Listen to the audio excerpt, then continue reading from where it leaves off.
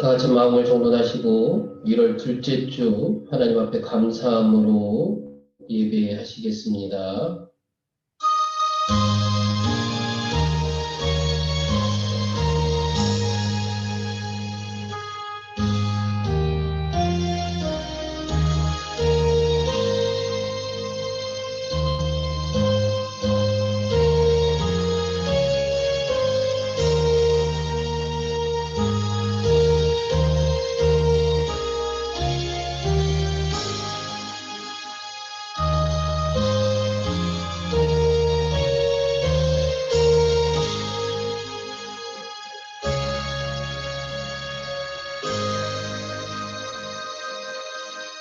여호와의 산에 오를 자가 누구며 그의 거룩한 곳에 설 자가 누구인가. 곧 손이 깨끗하며 마음이 청결하며 뜻을 허탄한 데에 두지 아니하며 거짓 맹세하지 아니하는 자로다. 손이 깨끗하며 마음이 청결한 자를 기뻐하시는 하나님 아버지, 오늘도 사랑하는 성도들이 하나님 앞에 나와 예배를 드리게 하심을 감사드립니다. 우리는 손이 깨끗하지 못하며 마음이 청결하지 못해도 예수님의 십자가 보혈을 의지하고 나온 저희를 어여삐 여겨 주옵소서. 예수님께서 죄가 없으시나 공의를 위해 세례를 받으신 것처럼 우리는 성령으로 세례를 받아 거룩한 삶을 살게 하옵소서. 오늘 저희가 생명의 말씀으로 무장하여 한 주간을 승리자로 살게 하옵소서. 예수님의 이름으로 간절히 기원하옵나이다. 아멘. 찬송가 10장 부르겠습니다. 찬송가 10장입니다.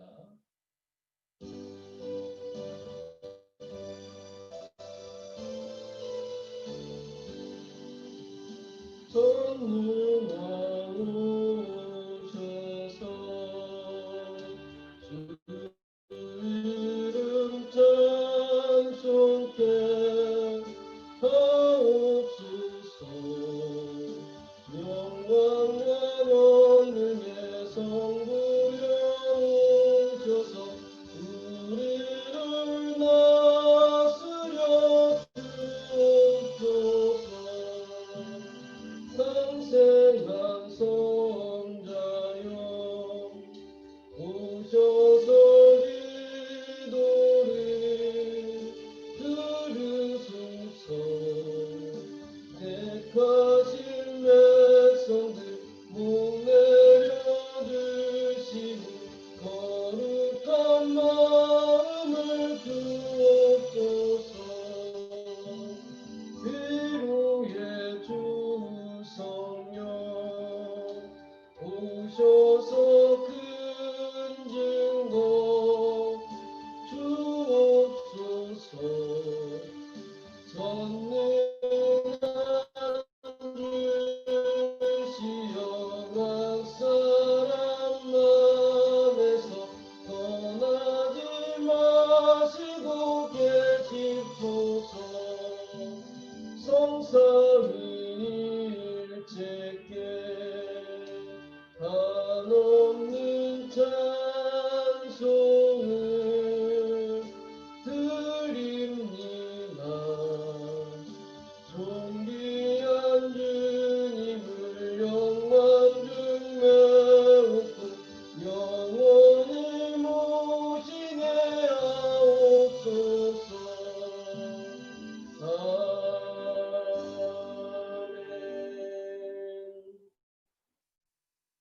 함께 사도신경으로 하나님 앞에 신앙 고백 드리겠습니다.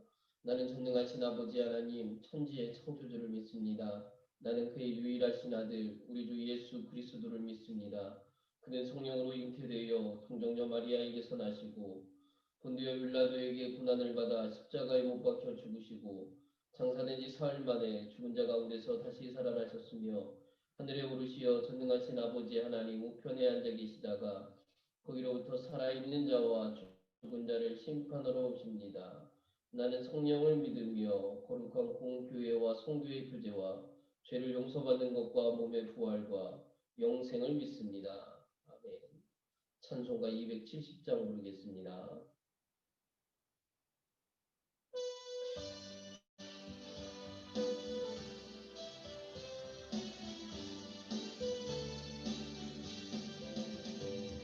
성인 주님의 사랑과 거룩한 보혈의 공로를 우리가 찬양을 합시다.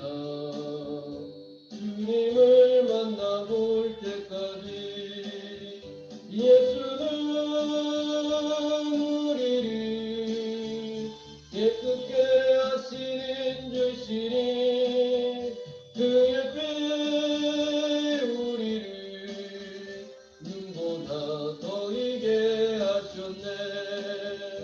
우리를 깨끗게 한 피는 무궁한 생명의 물일세. 생명의 구원을 받은 자 하나님 찬양을 합시다. 예수는 우리를 깨끗게 하시는 주시니 그의 피 우리를 눈보다 더 이게 하셨네. 주님의 거룩한 보혈을 날마다 입으로 간증해 담대히 싸우며 나가세. 천국에 들어갈 때까지 예수는 우리를 깨끗게 하시는 주시니 그의 피 우리를 눈보다 더 이게 하셨네. 십자가 단단히 붙잡고 날마다 이기며 나가세. 머리에 면류관 쓰고서 주 앞에 찬양할 때까지 예수는 우리를 깨끗게 하시는 주시니 그의 피 우리를 눈보다 더 이게 하셨네.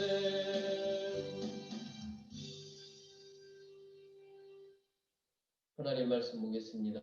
하나님 말씀은 누가복음 23장 26절에서 28절 말씀입니다. 누가복음 23장 26절에서 28절 말씀 제가 봉독해 드리겠습니다. 그들이 예수를 끌고 갈 때에 시몬이라는 구레네 사람이 시골에서 오는 것을 붙들어 그에게 십자가를 지어 예수를 따르게 하더라. 또 백성감이 그를 위하여 가슴을 치며 슬피 우는 여자의 큰 무리가 따라오는지라. 예수께서 돌이켜 그들을 향하여 이르시되 예루살렘의 딸들아 나를 위하여 울지 말고 너희와 너희 자녀를 위하여 울라. 아멘. 오늘은 눈물을 흘려본 적이 있습니까? 라는 제목으로 함께 하나님 말씀 나누겠습니다. 탈무드에 보면 하나님이 천사들에게 지상에 내려가서 가장 소중한 것을 구해오라라고 말씀을 하십니다. 천사들은 지상으로 내려와 각자 소중하다고 여기는 것을 가지고 돌아갑니다.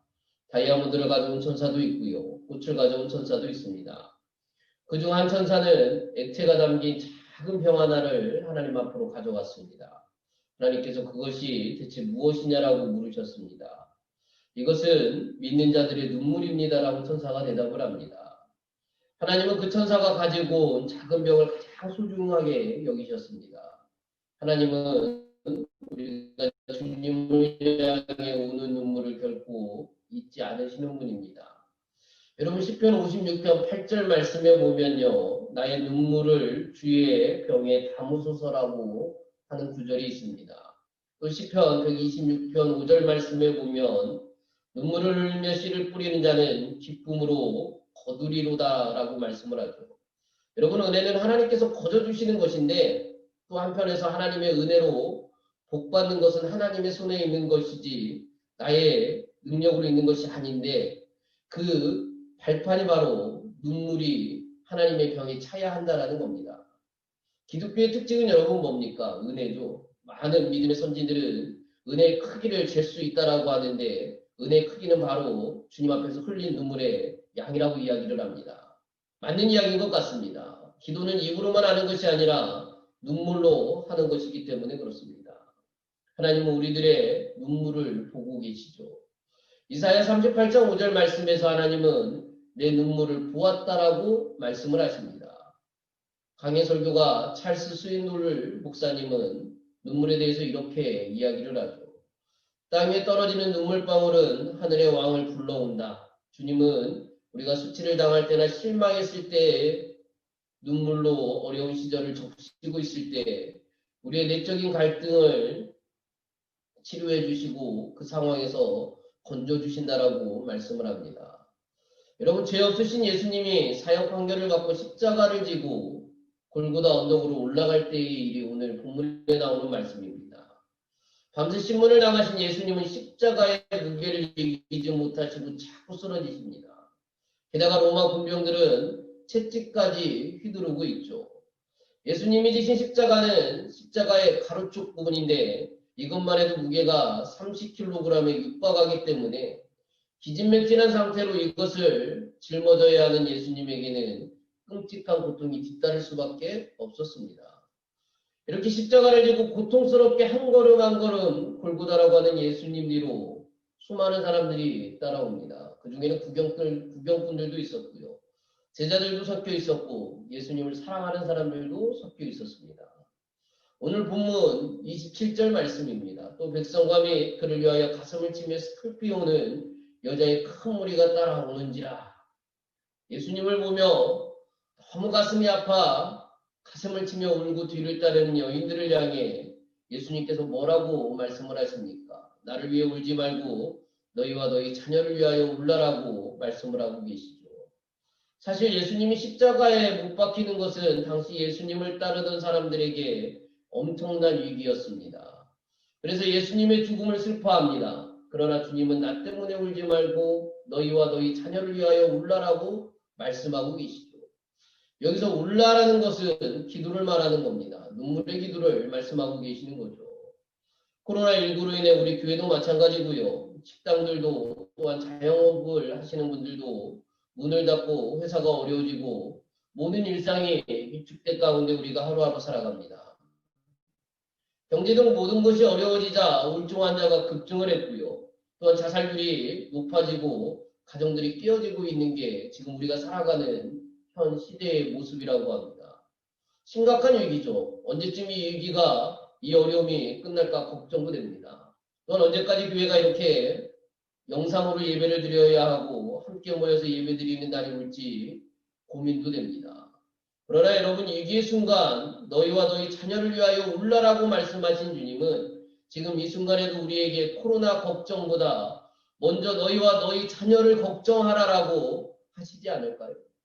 너희와 너희 자녀를 위하여 울라. 즉 먼저 너희와 너희 자녀를 바라보며 기도에 눈물이 있어야 한다라고 말씀하시지는 않을까 생각이 듭니다. 그럼 도대체 기도의 눈물이 어떤 힘이 있기에 기도의 눈물이 있어야 한다라고 우리에게 말씀을 하시는 걸까요? 첫째로 기도의 눈물은 나의 문제를 해결하는 길이 됩니다. 이사야 38장을 보면요. 남유다 13번째 왕인 히스기야가 병이 들어 죽게 되죠. 히스기야가 어떤 병에 걸렸는지 우리는 알 수가 없습니다. 그러나 분명한 것은 그것은 죽을 병입니다. 오래 살지 못할 병입니다. 그래서 하나님은 이사야 선지자를 보내 유언을 하라라고 명령을 하십니다. 더 이상 살지 못한다라는 거죠. 이런 상황에서 히스기야는 어떤 선택을 할까요, 여러분? 히스기야는 죽음을 선고받고 하나님 앞에 눈물로 기도하기 시작을 합니다. 이때 하나님이 보신 것은 히스기야의 기도의 눈물입니다. 하나님은 히스기야의 기도를 들으셨다라고 말씀을 하시죠. 즉 눈물을 보셨다라는 겁니다. 사람마다 눈물을 흘립니다. 기뻐서, 슬퍼서, 때로는 억울해서 눈물을 흘리죠. 그러나 그런 눈물 가운데 가장 가치 있는 눈물을 기도의 눈물이라고 감히 말씀을 드릴 수가 있습니다. 하나님은 우리가 눈물로 기도할 때 그 기도의 눈물을 분명히 보시기 때문에 그렇습니다. 눈물로 기도하는 그 안타까운 심정을 알아주시기 때문에 그렇습니다. 눈물로 기도하는 그 간절함을 하나님께서 알아주시기 때문에 그렇죠. 그러기에 하나님께서 응답하실 수밖에 없는 겁니다. 눈물의 기도는 응답이 없을 수가 없죠. 우리를 사랑하시는 하나님, 우리 아버지 되시는 하나님이 우리가 하나님을 향해 흘리는 기도의 눈물을 어찌 외면하실 수가 있겠습니까? 내 눈물을 보았노라라고 말씀하시고 또 말씀하시지 않겠습니까? 우리의 눈물을 보셨는데 어찌 우리의 기도의 제목들의 응답이 없을 수 있겠습니까? 사랑하는 성도 여러분, 내게 문제가 있습니까? 괴로운 일이 있으십니까? 억울한 일이 있습니까? 아무에게도 말할 수 없는 그런 아프고 괴로운 일이 있으십니까? 그렇다면 주님 앞에 나오시기 바랍니다. 그리고 눈물로 기도할 수 있는 여러분들이 되시기 바랍니다. 하나님은 히스기야의 기도와 눈물을 보셨듯이 저와 여러분의 기도와 눈물을 분명히 보십니다. 그래서 이미 사형 선고를 받은 히스기야를 살려낸 기도를 베푸셨던 것처럼 우리가 안 된다고 불가능하다고 이미 끝났다라고 생각되는 문제도 하나님께서는 분명히 해결해 주시는 기적을 베풀어 주실 겁니다. 여러분, 그러기에 우리에게 지금 필요한 것은 이 기도의 눈물인 줄로 믿으시기 바랍니다. 둘째로 여러분, 기도의 눈물은 우리 가정의 문제를 해결합니다. 누가복음 8장을 보면 죽어가는 자신의 딸의 문제를 가지고 주님 앞에 엎드린 사람의 이야기가 나옵니다. 바로 회당장 야이로 이야기죠. 누가복음 8장 41절과 42절입니다. 이에 회당장인 야이로라 하는 사람이 와서 예수의 발 아래 엎드려 자기 집에 오시기를 간구하니 이는 자기에게 12살 된 외딸이 있어 죽어 가밀어라. 예수께서 가실 때에 무리가 밀려들더라 라고 말씀을 합니다. 이 상황을 우리는 무리 없이 받아들이지만 당시 상황에서 회당장이 예수님을 찾아간다라고 하는 것은 정말 희귀한 일이었습니다. 왜냐하면 회당장은 모세율법을 위시한 구약의 율법을 지키고 가르치던 사람이었기 때문에 그렇습니다. 구약의 율법에 철저한 사람이고요. 아주 충실한 사람이 회당장이었다라는 겁니다. 그런 사람이기에 당시 바리새인이나 사두개인 등 구약의 철저한 사람들이 예수를 메시아로 인정하지 않는 상황에서 예수님을 찾아갔다라는 것은 드문 일이며 또한 놀라운 일이며 있을 수 없는 일이었습니다. 그런데 이 회당장에게는 아주 절박한 사정이 있었죠. 바로 12살 된 외동딸이 이런 물을 병으로 죽어가고 있었던 겁니다. 좋은 의사와 좋은 약을 써도 전혀 효험이 없었습니다. 그런데 예수라는 사람은 어떤 질병이든지 고친다라는 겁니다. 딸을 살릴 수만 있다면 아비로서 못할 일이 어디 있겠습니까? 그래서 예수님의 발 아래 납작 엎드려 자기 집에 오셔서 딸을 고쳐주기를 구합니다.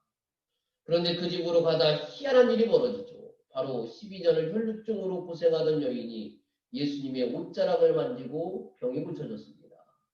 그리고 그 여인과 제자들과 예수님 사이에 이 이야기가 오고 갑니다. 우리에게는 굉장히 훈훈한 미담으로 들리겠지만요. 이 회당장 야이로 입장에서는 피가 마를 지경입니다. 왜요? 지금 딸이 죽어가고 있지 않습니까? 1분 1초가 급한데 시간이 지체됩니다. 그러면 예수님은 이런 야이로의 마음을 전혀 모르셨던 것일까요? 아니요, 아셨습니다. 그런데 왜 지체를 하시는 겁니까? 물론 이 사건은 예수님이 만든 사건은 아닙니다. 혈루증을 앓던 여인이 만든 사건이죠. 그러나 문제는 그 사건으로 인해 시간이 지체되었다라는 겁니다. 시간이 지체될수록 야이로의 간절함은 더해집니다. 예수님께 매달리는 심정이 점점점 커질 수밖에 없는 겁니다. 속이 바짝바짝 타들어갑니다. 딸이 지금 서서히 죽어가고 있기 때문에 그렇습니다.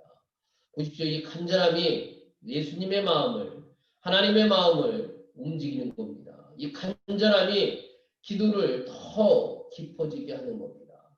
예수님의 마음을 움직이고 간절함이 깊어지기에 죽은 사람이 살아나는 겁니다. 이 간절함이 그동안 외동딸의 질병으로 무너져가던 가정을 회복시키는 겁니다. 사랑하는 여러분, 어떤 집이든지 가족 중 하나가 아프면 가정이 우울해집니다. 그리고 시간이 지나면 다툼이 일어나죠. 간병의 효자 없다는 말이 빈말이 아닙니다. 긴병이 오면 물질이 많이 들어갑니다. 시간이 갈수록 가족들이 힘들어집니다. 그런데 보통 가족 간의 불화가 문제가 생기게 될 수밖에 없는 거죠. 그런데 보십시오. 야이로의 주님을 향한 간절함이, 주님을 향한 기도가 딸을 살려내는 계기가 됩니다. 우울함과 슬픔이 가득했던 이 가정을 기쁨의 가정으로 바꾸어 버립니다. 그렇습니다. 기도는 이렇게 무너져가는 가정을 살려내는 힘이 있죠. 더구나 그 기도에 간절함과 눈물이 더해지면 주님이 그 간절함을, 그 눈물을 분명히 확실히 보십니다. 우리가 많이 듣는 말 가운데요, 어거스틴의 어머니 모니카의 눈물의 기도가 있죠. 화랑방탕하며 떠드는 아들을 향한 간절한 눈물의 기도가 그 아들을 주님의 위대한 일꾼으로 세웁니다. 이것이 어디 그 가정만 그렇겠습니까? 기도하는 가정, 특히 눈물의 기도가 있는 가정은 다 그렇습니다. 혹시 믿지 않는 가족이 있습니까? 아니면 가정의 질병이나 물질이나 불화나 어려움이 있습니까? 그렇다면 우리가 할 일은 다 하나입니다. 눈물의 기도죠. 하나님은 성도의 눈물을 귀하게 보십니다. 그러기에 그 눈물의 기도에 분명히 응답을 하십니다. 기억하십시오. 내 기도의 눈물이 우리 가정을, 문제를 해결하고 세워나간다는 사실을요. 셋째로 여러분, 눈물의 기도는 나라와 민족의 문제도 해결한다는 겁니다. 사무엘상 7장을 보면 블레셋에게 패한 후 빼앗겼던 법궤가 돌아오는 장면이 그려집니다. 이런 일을 경험한 사무엘은 모든 백성들을 미스바로 모이라고 명령을 하죠. 거기서 우상을 섬기며 하나님을 바로 섬기지 못한 죄를 회개하고자 합니다. 그러자 많은 백성들이 나와 금식하면서 기도하기 시작을 합니다. 이런 소식을 들은 블레셋이 군대를 동원하여 미스바를 공격합니다. 그러자 사람들은 사무엘에게 기도를 부탁합니다. 그러자 사무엘은 번제를 드리고 기도하죠. 그리고 이스라엘 백성들도 당연히 그 자리에서 같이 마음 모아 기도합니다. 그런데 사무엘이 번제를 드릴 때에 블레셋 사람이 아주 가까이 다가왔습니다. 이스라엘 사람들은 싸울 준비가 안 되어 있었습니다. 그러기에 그들의 기도는 간절해질 수밖에 없습니다. 아마도 통곡하며 기도하는 사람도 있었을 겁니다. 그렇지 않으면 그들은 그 자리에서 몰살당할 수밖에 없었기 때문이죠. 이 간절한 기도에, 이 눈물의 기도에 하나님이 어떻게 응답을 하십니까, 여러분? 블레셋 사람에게 큰 우레를 발하여 이스라엘 앞에 패하게 만드셨습니다. 그리고 이때의 승리를 통해서 사람들은 하나님의 이름을 에베네셀이라고 부르기 시작을 합니다. 하나님이 놓으셔서 이긴 것을 알고 그렇게 고백하기 시작을 한 거죠.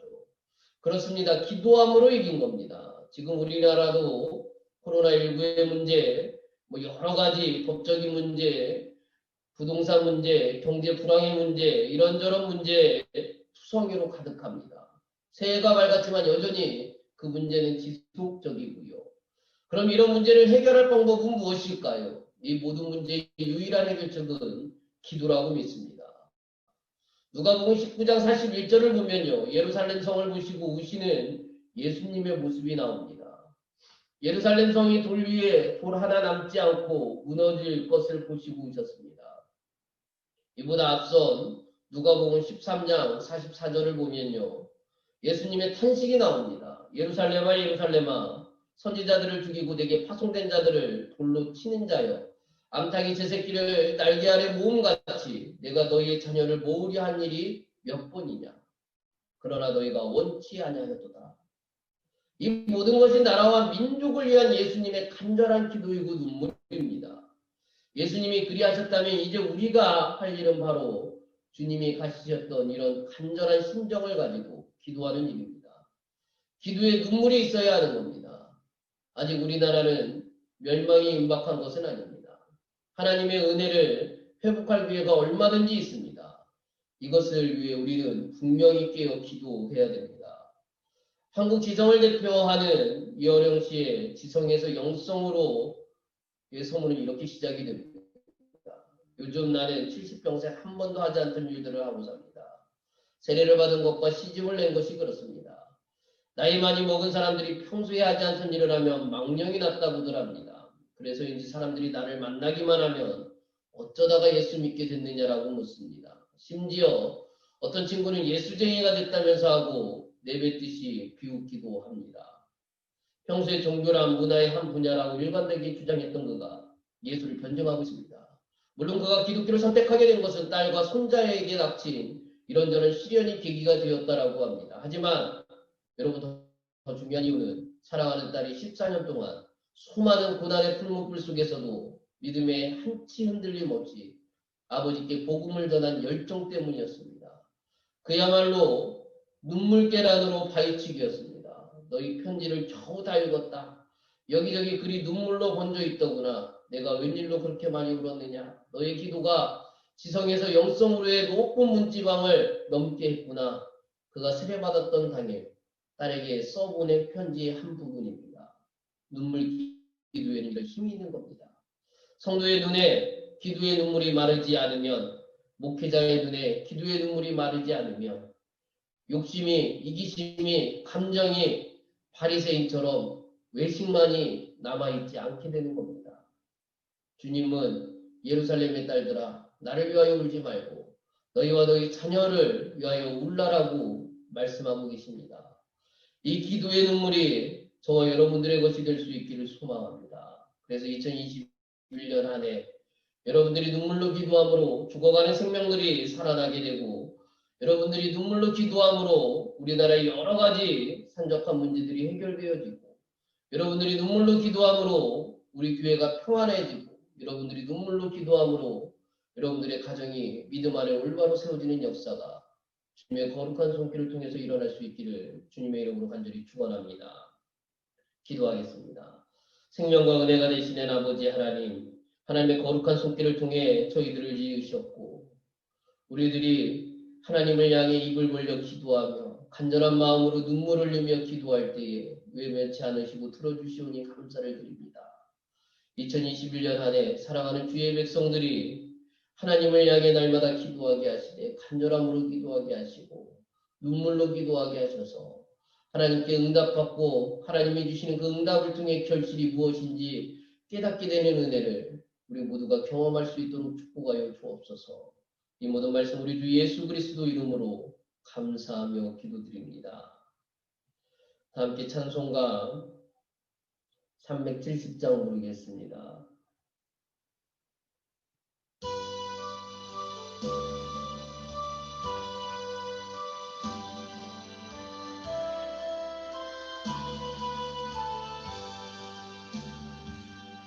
주 안에 있는 나에게 단 근심이 있으랴 십자가 밑에 나가 내 짐을 풀었네 주님을 찬송하면서 할렐루야 할렐루야 내 앞길 멀고 험해도 나 주님만 따라가리 그 두려움이 면하여 내 기도 되었고 전날의 안숨 면하여 내 노래 되었네 주님을 찬송하면서 할렐루야 할렐루야 내 앞길 멀고 험해도 나 주님만 따라가리 내 주는 자비하셔서 늘 함께 계시고 내 궁핍함을 아시고 늘 채워주시네 주님을 찬송하면서 할렐루야 할렐루야 내 앞길 멀고 험해도 나 주님만 따라가리 내 주 안에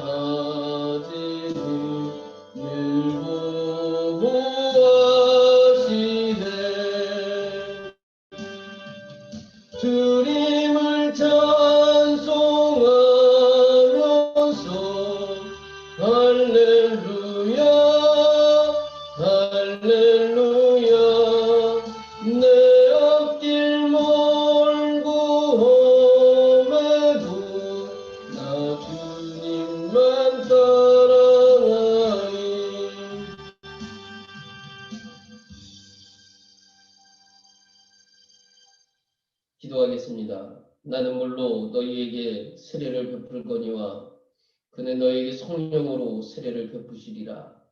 하나님의 은총이 충만하면 하늘 일을 도모하는 하늘 사역자로 우리를 세워주시고 한 해 동안 하나님 앞에 눈물로 기도하는 자를 기억하셔서 모든 것을 응답해 주실 줄로 믿는 믿음의 자녀들이 될 수 있도록 주님 축복하여 주옵소서.